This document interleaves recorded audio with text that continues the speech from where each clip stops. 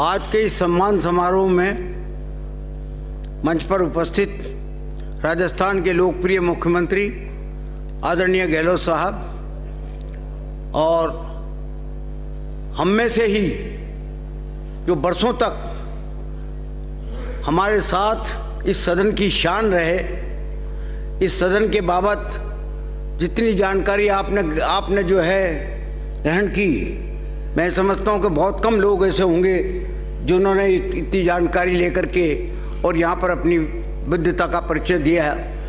आदरणीय कटारिया साहब पहली बार आज राजस्थान की राज्यपाल के रूप में राजस्थान पधारे हैं, तो उनका मैं हार्दिक स्वागत करता हूँ। और ख़ास तौर पर चूँकि आप हम में से ही उठ कर के गए हैं, आसाम गए हैं और आसाम में राज्यपाल बनकर के आप निश्चित तौर पर हम ये आशा करते हैं कि आसाम में रहने वाले राजस्थानियों को आपका आशीर्वाद हमेशा मिलता रहेगा, क्योंकि जनता की सेवा के लिए आप हमेशा तत्पर भी रहे हैं और जनसंपर्क भी आपका रहा है। इसलिए आप जनसंपर्क को न राज्यपाल के वैभव को न देखते हुए निश्चित तौर पर उन लोगों को आशीर्वाद देंगे जो राजस्थानी जितने भी वहाँ पर रहते हैं। सर्वश्रेष्ठ विधायक का खिताब से नवाजे गए आदरणीय अमीन खान साहब, जो पिछली बार मंत्री भी थे और 5 बार से जो है लगातार इस सदन के विधायक रहे हैं, जिनके बारे में जब भी अभी स्पीकर साहब ने कहा कि कम समय में अपनी बात रख करके और मजबूती के साथ रख करके जिस प्रकार से आपने कई जो है अच्छी उदाहरण दिए हैं, मैं उनके लिए भी अपनी तरफ से बहुत बहुत स्वागत करता हूं इस बात का और उनको बहुत बहुत बधाई देता हूं। श्रीमती अनीता बघेल भी मंत्री रहीं, महिला और बाल विकास की आप सदस्य, वो शायद अध्यक्ष भी रहीं और 3 या 4 बार आप यहाँ की सदस्य भी रहीं। निश्चित तौर पर आपने भी जो है जिस अनुशासन रखते हुए, अपनी बात को रखते हुए हमेशा शासन का आदर किया और आदर करके जो है यहाँ पर बिल्कुल शांत पूर्वक जो है अपनी बात रख करके हम सब लोगों को जो है आपने वो हमें इम्प्रेस किया। तो इसलिए मैं आपका भी बहुत बहुत स्वागत करता हूँ और आपको बहुत बहुत बधाई देता हूँ।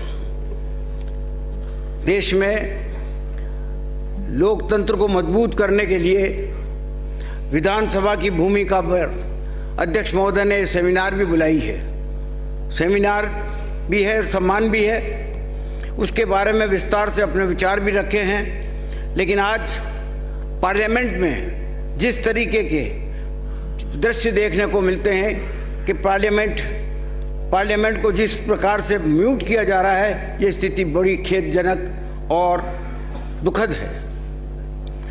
आज़ादी के अमृत महोत्सव के अवसर पर हम जनप्रतिनिधियों से ये अपेक्षा की जाती है कि वे लोकतंत्र को सुदृढ़ीकरण के लिए अपना योगदान दें। लेकिन जब हम योगदान नहीं दे पाते तो निश्चित तौर पर आलोचना के हम पात्र बन जाते हैं। संविधान के निर्माताओं ने जिस संसदीय प्रणाली को लेकर के लोक कल्याण का जो सपना देखा था, अगर हम उस सपने को साकार नहीं कर पाए या उन सपने के अनुसार हम नहीं चल पाए तो निश्चित तौर पर जो है ये लोकतंत्र आगे जाकर के खतरे में पड़ेगा।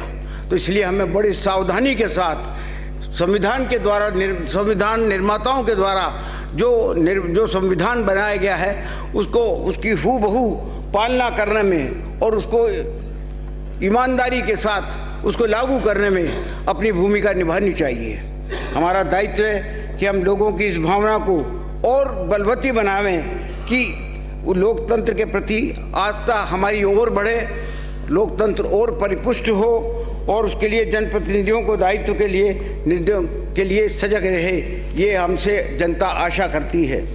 ये यदि विधायी सदन अपने कर्तव्यों का भली भांति निर्वहन नहीं कर पाएंगे तो संविधान का ढांचा चरमरा जाएगा।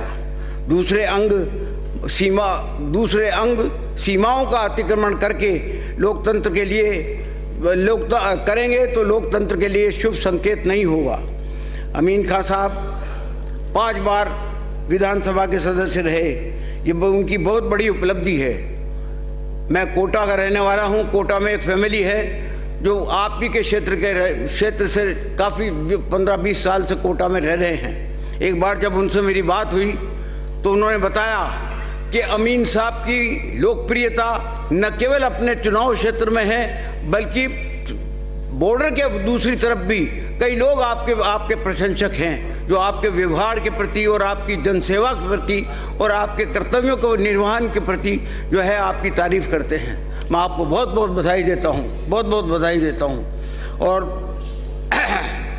जो चयन समिति है, उन चयन समिति के सदस्यों को भी बहुत बहुत बधाई देता हूँ कि उन्होंने इस बार हमेशा की तरह इस बार भी जो है वो आपका जो है वो चयन किया, सर्वश्रेष्ठ विधायक के बतौर जो है चयन किया।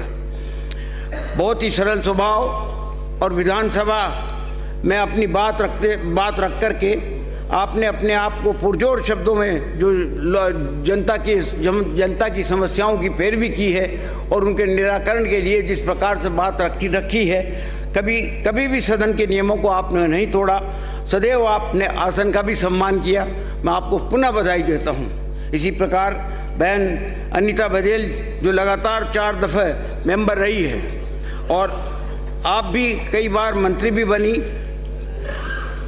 तथा बच्चों और कल्याणकारी समिति की अध्यक्ष भी रही।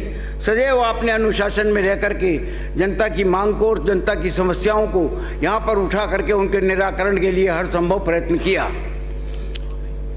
उसके लिए उनके समाधान के लिए पुरजोर पैरवी की। आप